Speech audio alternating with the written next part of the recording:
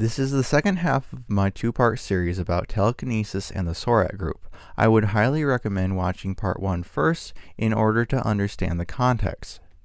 At one point, Joe acted as the medium and channeled the spirit of the deceased mother of Alice. Obviously, this is a classic example of seance communication. In another case, Joe went into a trance and some sort of composite entity or manifestation spoke through him.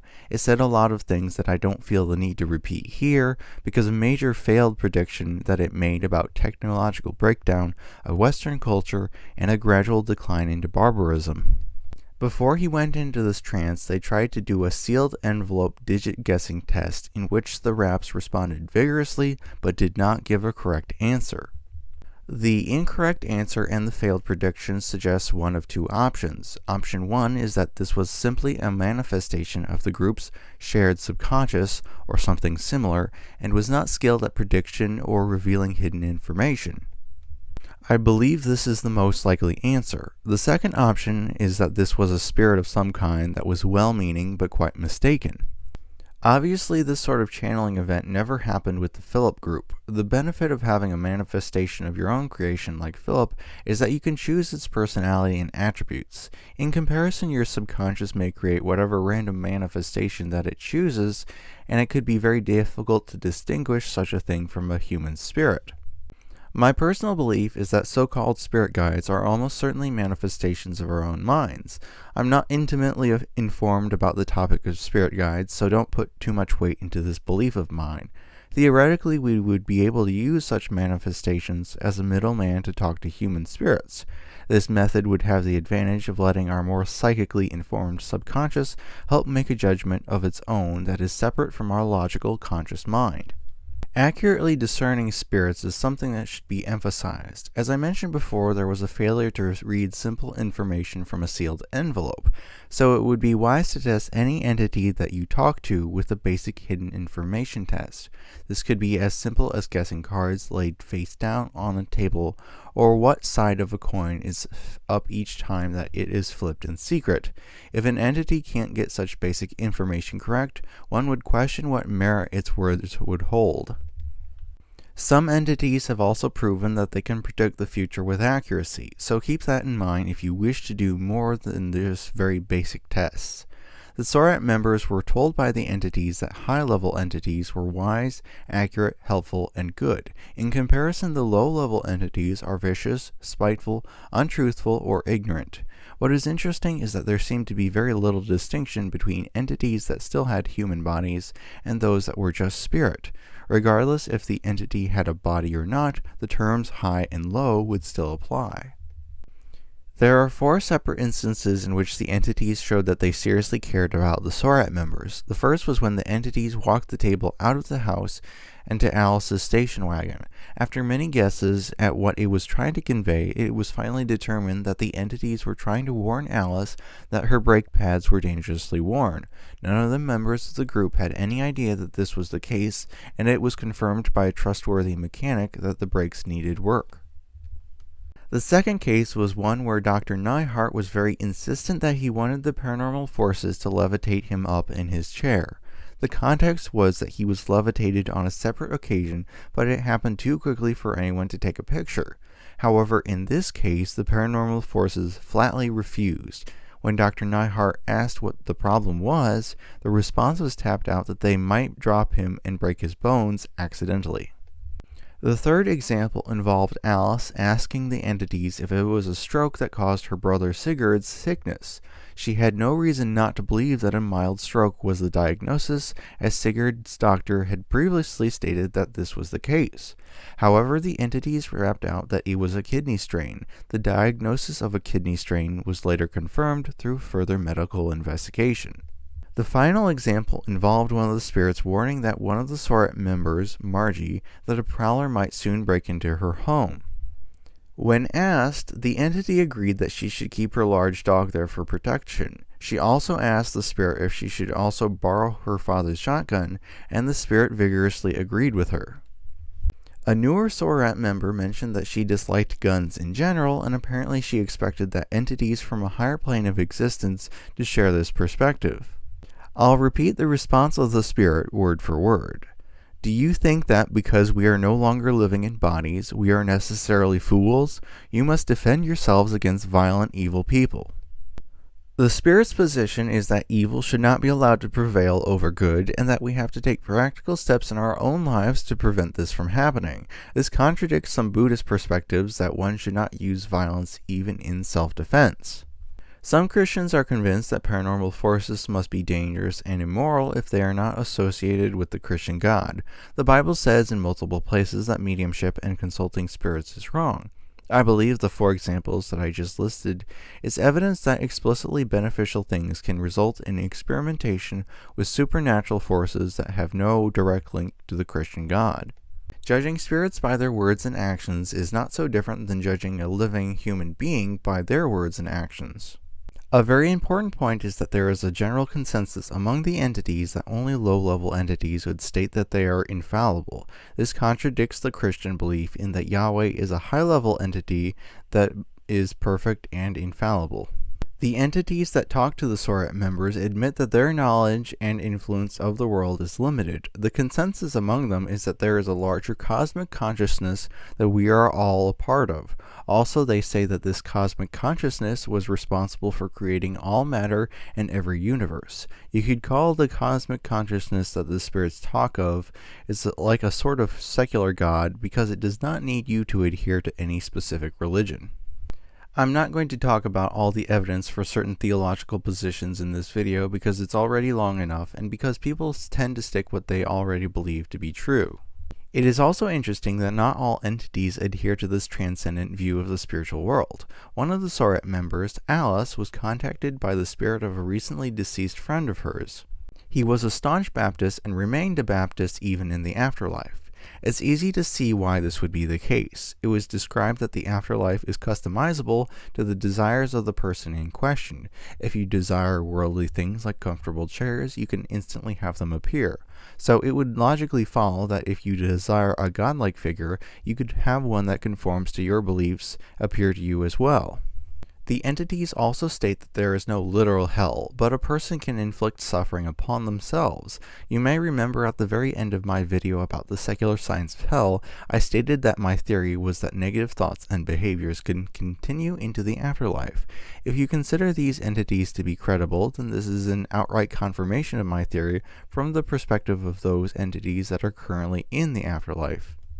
There is also a discussion about what eternity means. It was explained that eternity is not just a continuation of time into the future, but rather being outside of time itself.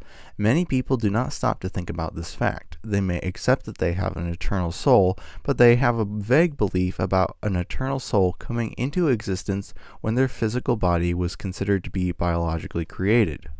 However, eternity has no starting event, and if your soul started at conception, for example, then your soul is not eternal, but rather it can continue infinitely and indefinitely. For your soul to be considered eternal, it can't have a starting point because it must have always existed. This is not just some pointless semantic discussion because it seems that souls are in fact literally eternal. It was stated that essentially each one of us holds aspect of many different personalities and that each of these personalities can exist and function totally separate from each other. You can more easily comprehend this idea by saying that you are more than just your physical body and that aspects of your personality existed in a different form before your physical body existed. This statement falls in line with the idea of reincarnation. There seems to be some good evidence that reincarnation is real, by the way. Going back to the idea of an eternal soul, we can illustrate this point. Occasionally the last half of an informational statement would be given long before the first half was. This is consistent with the perspective that is outside of space and time, and which pays little thought to the linear flow of time that we observe. Likewise, an entity that could discuss a portion of a topic in 1965 would stop and then continue the same discussion in 1976 as if there had been no pause. Trying to objectively distinguish between a spirit and a manifestation is practically impossible. Imperator, for example, told one of the Soret members, Alice, that her subconscious mind is the source of much of the information that she gets when she unconsciously raps the table against objects. Imperator was a group of high-level entities, one of which was called Rector. Rector explained that the Sorat group's own psychic abilities, if consciously directed, can allow them to use telepathy, access precognitive information, and move objects with psychokinesis. If you are a spirit within a body, there isn't a huge difference between your paranormal abilities and those of a disembodied spirit. The main difference is that physical forms tend to psychologically inhibit psychic powers. More recently, in 2024, there was a scientific experiment and corresponding article published about how brain lesions on a particular part of the brain can possibly enhance telepathy, clairvoyance, precognition, and psychokinesis. To clarify, these lesions were reversible brain damage that was intentionally caused by transcranial magnetic stimulation. These results support the conclusion that the brain, a physical organ that in its current form serves as a filter to block side effects. The hypothesis is that reduced self-awareness combined with good attention facilitates psychic powers. Therefore, the reduction in functioning in the left medial frontal region undermined the participants' self-awareness to some degree, which allowed them to have more telekinetic influence over the task at hand, which involved trying to get a specific outcome from a random number generator. The results from this experiment give a greater understanding and context to certain states of mind, like meditation and mediumistic trance states that are directly related to paranormal phenomena. One of the most impressive things that happened to the Sorat group is what was called the earthquake effect. This is a sort of localized shaking of the building or the floor that was caused by psychic forces that resembles an earthquake. Unfortunately, there isn't anything mentioned in the details of the book that suggests a precise cause for this effect. There is some historical backstory given to the earthquake effect mentioned in D.D. Hume's demonstration of it, but it isn't much practical help either. I mentioned before that the Sorat group did not develop any direct control over the paranormal phenomena. Then we can state that the earthquake effect is proof that achieving very large paranormal effects are not directly related to or dependent upon direct control over the phenomena. I also need to comment on the fact that the Sorat group mentioned that they used very dim lighting conditions to facilitate more rapid occurrence of paranormal phenomena. In a naturally occurring poltergeist case, and in Kenneth Bacheldor's experimentation, it was observed that light has an adverse effect on paranormal phenomena. This is the case not because of some interference at the physical level, but because of psychological reasons. Clear observation of the paranormal triggers analytical thinking, for example, and analytical thinking inhibits the continuation of the paranormal phenomena. This is not the only poltergeist case with this detail, by the way. The Sorat group also found that when they asked a question mentally, they would get a corresponding correct answer 2/3 of the time. If we included answers that could be interpreted as expressing uncertainty or not necessarily incorrect, then the accuracy was roughly 4 out of 5, with the remaining 1/5 of the answers being obviously wrong. I also thought that I should include a poltergeist case that was similar in which correct answers were wrapped out in response to questions. In this case, it was not extremely clear that if the information was directly obtained through some kind of mind reading or telepathy, but that's almost irrelevant because the end result was still the same. Rappings were the most frequent means of communication with paranormal forces, though channeling through mediumistic trances also occurred. For example, the rappings were often fragmentary and slow. Similarly, the messages through mediums were often garbled or inaudible. Though the clarity of Joe's trance talking has gradually improved with use, it's still rare for a long, coherent conversation about complex topics to take place. It was also observed that entities occasionally tried to communicate with the Sorat group in turns, and sometimes all at once, which was quite confusing. Finally, the Sorat group held many sessions that were complete failures. Only 31% of all Sorat experiments at the Skyrim farm were successful, and out of these sessions, only about 24 could be considered spectacularly successful. This lack of consistent success is almost certainly a result of not being able to control the phenomena that they were producing. It is almost certainly the case that the lack of control happened as a result of not progressing past the early decision made about not trying to cause phenomena on demand.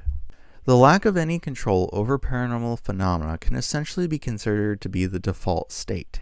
It is difficult to control your thoughts.